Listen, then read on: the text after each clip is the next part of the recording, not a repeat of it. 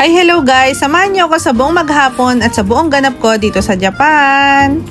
Sinumulan ko nga yung umaga ko sa pag-aasikaso dahil sasakay nga ako ng tren papunta sa trabaho. Medyo malayo din talaga guys yung binabiyahe ko pag pupunta ako ng trabaho. Pero super convenient naman dito sa Japan na bumiyahe dahil safe, then malinis. Wala ka talagang masasabi sa transportation dito sa Japan.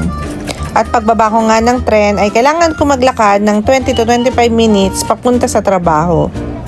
At dahil magsa-summer na nga dito sa Japan, lagi ko nga dala yung payong ko sa bag ko. Ang sarap din maglakad sa umaga guys, papunta sa trabaho. At habang naglalakad nga ako, nadaanan ko na naman tong playground or public playground dito sa Japan. Nakakasad lang din isipin na halos walang mga bata na naglalaro kasi nga kulang yung population ng Japan sa mga bata. At fast forward nga guys, andito na ako sa trabaho at nagsusuot na ako ng uniform ko dahil ilang minuto na lang ay mag-start na kami. At yan nga pala yung pinaka-uniform namin dito sa trabaho. At mamaya guys, malalaman nyo kung ano yung ginagawa ko sa trabaho sa buong maghapon. At dito sa trabaho tong guys, hindi lang mga Pilipino, maraming iba't ibang lahi ang nagtatrabaho dito. At kinuha ko na nga din talaga yung mahiwaga kong basket, ay yung kasangga ko sa pagtatrabaho. Kung ang mga customer namin, maleta ang dala-dala, kami ang mahiwaga namin mga basket.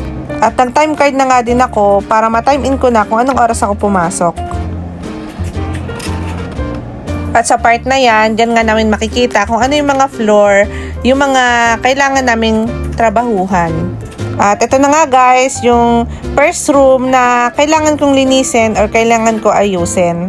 As you can see guys, merong mga gamit, ibig sabihin stay or merong pa kami mga customer na nag-stay dito sa mismong room na to.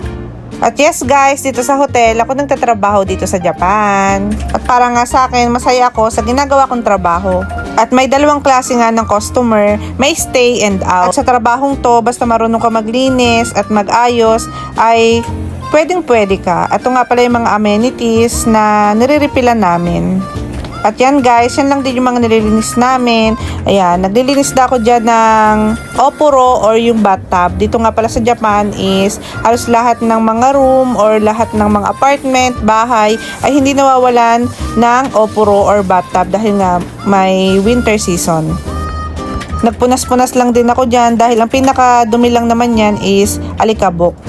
Sa ganitong klase ng trabaho guys, mas nadadalian ako kaysa sa ibang trabaho. At kumuha na nga rin ako ng mga towel para matupi ko na at may ayos ko na guys. Syempre, kailangan nating ayusin yung pagtutupi dahil may mga guests or mga customer nga tayo na medyo maseselan. At itong nililinis ko ngayon na room ng hotel ay ito yung parang normal room lang. Pero pagka mga luxury room, meron kasi siyang iba't iba. May mga regular room at merong mga luxury room. At medyo kabisado ko na nga yung pagtutupi sa mga towel na to. May face towel and then may mga body towel din. Kayo ba guys, papasok ba kayo sa ganitong trabaho? Kasi for me, kahit anong trabaho pa yan, basta galing sa pagod mo at sa pagsusumikap mo, ay kailangan i-appreciate mo. At yan, nag-vacuum na nga rin pala ako dyan. At paano ka naman mapapagod sa ganitong kagandang trabaho or ganitong opportunities. Plus, dito pa nga sa Japan, isa din pala yung trabaho na to sa pinakagusto ko talaga nung nasa Pilipinas ako. Kaya gusto ko din i-share sa inyo yung journey ko dito sa Japan. At nakakawala nga ng pagod pag ganito naman kaganda yung view. Dito nga pala sa pinagtatrabuhan kong hotel is napakaganda talaga ng view dahil napakalawak niya na isang lake. Kaya yun lang guys for today. Thank you so much!